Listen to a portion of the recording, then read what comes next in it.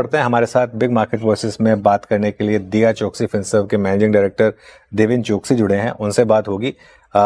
Meanwhile एक बार कुछ ही देर में इंडिकेटिव इक्विलिब्रियम प्राइस दिखाना शुरू करेंगे हम। Deven ji, good afternoon. देवेन जी, मार्केट में क्या हो रहा है इस समय? एक काफी टायरिंग मार्केट, ना ऊपर जाने को तैयार ना नीचे गिरने को तैयार। ऐसे कब तक आपको लग रहा है कि इस रेंज में ही हमें मार्केट को इसी रेंज में देखना होगा? या अनुज, गुड आफ्टरनून।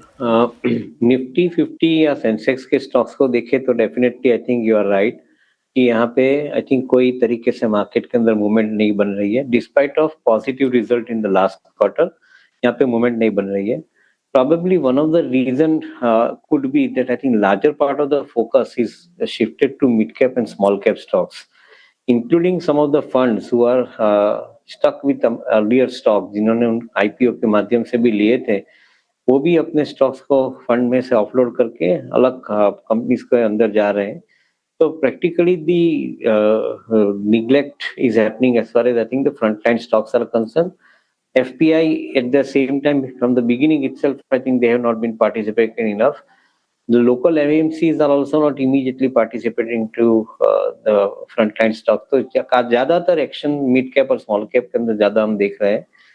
जो ट्रेडर्स भी मार्केट के अंदर थोड़े बहुत पार्टिसिपेट करते हैं, they are also shifted to the mid cap small cap largely as we see it on the trading desk, largely because of the fact that जो कैश सिस्टम्स के अंदर उनको जो अपने एल्गोरिदम सेट करने का भी इनका करेक्ट एल्गोरिदम सेट नहीं कर पाए, तो शायद वहां पे वो लोग अभी प्ले नहीं कर रहे हैं। I think the play is now happening into the mid cap small cap counters in the market.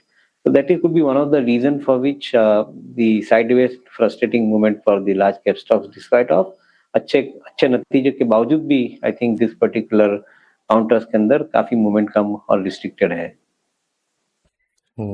Deven जी नमस्कार, वीरेंद्र बोल रहा हूँ। शार्पनेस, एग्रेशन मेटल्स की एक बार फिर से विजिबल है। आपका सेंस क्या कहता है एज ए ट्रेडर और एज ए इन्वेस्टर, दोनों मेटल्स पे क्या अप्रोच रखनी चाहिए? और जब मैं मेटल्स का जिक्र कर रहा हूँ तो मैं उसमें प्रीशियस मेटल्स का भी इंक्लूड कर रहा हूँ, गोल्ड को भी। आई मीन गोल्ड अगर आप जून के लोस को देखें, ऑलमोस्ट 1.40 से लगभग 1.55 की ट्रैजेक्टरी में आ चुका है। So good afternoon, Virendra. Structurally, we are very positive about metal, ferrous as well as non-ferrous. और हमें लगता है कि ये एक जो दौर है वो दौर काफी लंबा चल सकता है। In between fluctuations metal commodity है तो शायद उसके अंदर आ सकते हैं, बट अदरवाइज 3 से 5 साल का दौर हमें मेटल कमोडिटीज के अंदर दिख रहा है। ज्यादातर सिचुएशन के अंदर जो कन्विक्शन है उसके अंदर demand scenario remains absolutely strong and buoyant. दूसरी तरफ जो मेटल कमोडिटीज के अंदर ज्यादा प्रभाव रहता है एनर्जी कॉस्ट का, तो many of the metal commodity companies are now having a portion of their requirement of energy coming from renewable segment, and we believe कि blended cost of energy is now structurally coming down for some of these companies because they are captive power users.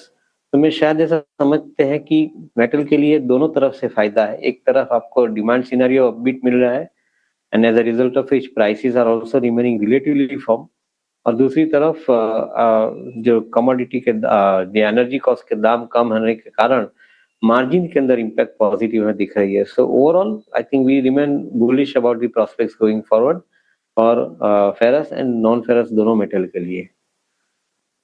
Deven ji good afternoon. आपने renewable energy की बात की और 2 stocks आज वायदा का gainers में शुमार है, एक आइनॉक्स विंड और सुज़लॉन, और बहुत दिनों बाद यहाँ पर एक अच्छी रैली देखने को मिल रही है।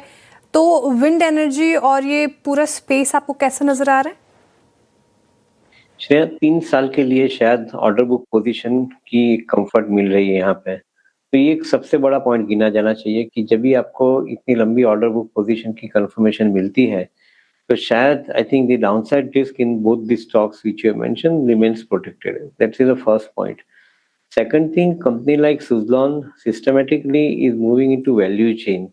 They are also moving further into solar. They are also moving further into the EPC segment and importantly energy storage segment के अंदर।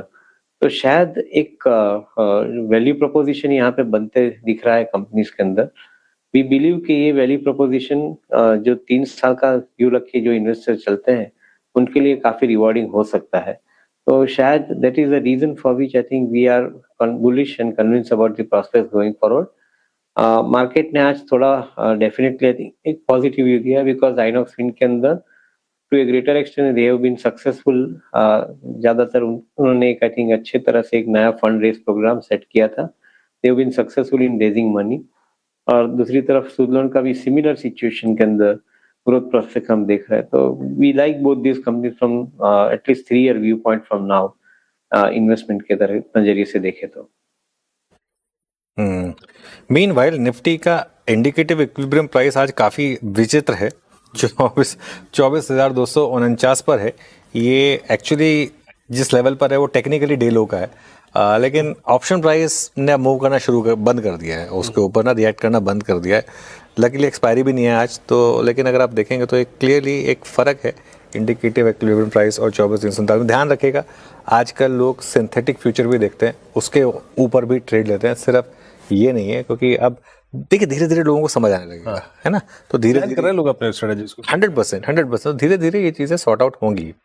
खैर देवेंद्र जी, मैं आपसे एक सवाल पूछना चाहता था बैंकों को लेकर। ये HDFC बैंक 5 साल के लो पर आ चुका है, ऐसा क्या तंग कर रहा है इतने बड़े प्राइवेट बैंक को, और क्या भी होगा आपका? तो Anuj I think downside risk definitely कम रहेगा, क्योंकि आई थिंक ये स्टॉक अंडर परफॉर्म किया है लास्ट 5 सालों के अंदर। सो कंपनी के नतीजे या अर्निंग्स के अंदर कोई ज्यादा दिक्कत नहीं है। I think individually stock prices are not functioning, so valuation wise downside is limited in my view point. अगर इस स्टॉक को आगे बढ़ना है तो मैं ऐसा समझता हूँ कि आई थिंक गेम जो प्लॉट वो लोग लॉस कर चुके हैं उनके ऊपर उसको कवर करना है। ये गेम जो बैंक की जो गेम है वो खाली AUM की गेम नहीं है। इसके ऊपर आप कैसे सक्सेसफुल ये बिजनेस को आगे बढ़ा सकते हो, लोन डिसबर्स कर सकते हो कॉस्ट कम रख के, और eight the same time steadily AUM growth कैसे बढ़ा सकते हो, उसके लिए आपके पास फिनटेक होना बहुत जरूरी है। हम काफी समय से इस चीज के ऊपर बात कर रहे हैं कि some of the larger banks like HDFC they have missed out big time onto the fintech platform. In fact आप SBI की भी जो लास्ट क्वार्टर की जो अर्निंग कॉल की कमेंट्री सुने तो उन्होंने भी बताया है कि they have missed out big time in adapting to the front end payment system like Google Pay और फोन पे। तो शायद मैं ऐसा समझता हूँ कि आई थिंक इंडियन बैंक्स को एक थोड़ा नजरिया बदलना पड़ेगा। I think somewhere we get more conviction is Bajaj finance. ये कंपनी ना बैंक है, फिर भी I think a systematically large NBFC। उन्होंने सिस्टमेटिक तरीके से अपने फ्रंट एंड के अंदर AI का समावेश किया है, and I think they are running the book at a faster pace compare to many of the banks. Many Indian bank के अंदर इंक्लूडिंग HDFC उनको ये चीज के ऊपर थोड़ा ध्यान देना ज्यादा जरूरी बनता है, ऐसा मैं समझता हूँ। If they do that then I think they can not be ignored. I think current levels definitely indicate कि यहाँ पे अपॉर्चुनिटी बनती है इसके अंदर इन्वेस्टमेंट के लिए if they are successful integrating with the fintech.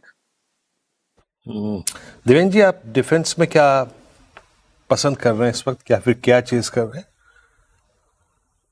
तो ओवरऑल डिफेंस को बाइफरकेट कर लेते हैं। I think the public sector companies को एक तरफ रखते हैं, mid tier private sector companies including EMS segment के अंदर जो कंपनियां ऑपरेट कर रही है उनको रखते हैं, and on the front end explosive companies like I think solar industries जैसी कंपनी को रखते हैं, कि which is a completely different unit all together. एक तरफ डिफेंस का पोर्टफोलियो उनके पास, उसके साथ में उन्होंने स्ट्रेटेजिकली इन्वेस्ट किया है इन सम ऑफ द कंपनीज जहां पे उनको सिस्टमेटिकली एक वैल्यू प्रोपोजिशन भी बढ़ रही है, and at the same time strategic investment होने के साथ में they are in a better position to supply their exclusive into them. तो ये कंपनी हम एक अलग तरीके से देख रहे हैं। दूसरी जो पब्लिक सेक्टर की कंपनियां हैं उनके अंदर हम एक अलग तरीके से देख रहे हैं कि जहाँ पे कंपनियां खाली गवर्नमेंट ऑफ इंडिया का सप्लाई करती है, एंड जो कंपनियां साथ में एक्सपोर्ट भी करती है उनके अंदर हमें ज्यादा एक इम्पोर्टेंस दिखता है, बिकॉज एक्सपोर्ट का कारोबार डिफेंस के अंदर बढ़ते आ रहा है। तो those companies are growing between 15 to 20% as against pure play government supply of around 10 to 12%। और उसके सामने I think the large footprint companies like solar they grow in the vicinity of 95% growth in the last quarter of course, but उसको even out भी कर देते तो around 35-40% का growth over a 3-year period with the kind of order book that they have, we are seeing it. So we like such kind of companies के जो exceptionally high level of execution के ऊपर अपना कारोबार करती है। Okay, चलिए pre versus Deven जी, बहुत बहुत शुक्रिया हमारे साथ जुड़ने के लिए।